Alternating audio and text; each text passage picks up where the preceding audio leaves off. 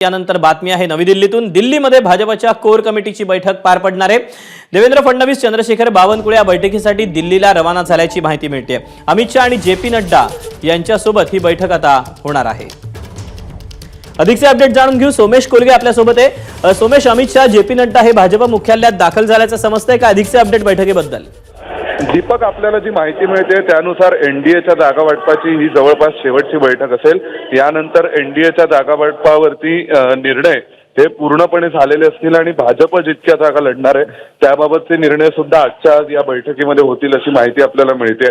त्यानुसार महाराष्ट्रातून देवेंद्र फडणवीस आणि चंद्रशेखर बावनकुळे हे दोघे जण या बैठकीसाठी दिल्लीत येत आहेत। दिल्लीमध्ये योगी आदित्यनाथ असतील, त्यांच्यासह यूपीचे उपमुख्यमंत्री ब्रिजेश पाठक असतील, हे सगळेजण भाजपच्या कार्यालयात पोहोचलेले आहेत। भाजपच्या ज्या ज्या जागांवरच्या चर्चा बाकी होत्या आणि जे अंतिम निर्णय करायचे बाकी होते उमेदवारांबाबतचे, त्या सगळ्यांविषयी आज चर्चा होणार आहे। आज या कोर समितीच्या नड्डा आणि अमित शहासोबत बैठका विभागशः झाल्यानंतर येणाऱ्या केंद्रीय निवडणूक समितीच्या बैठकीत त्या सगळ्या नावांवर अंतिम शिक्कामोर्तब करून लवकरच सर्व उमेदवारांची नावं जाहीर केली जाणार आहेत। सोमेश, धन्यवाद दिलेल्या माहितीबद्दल।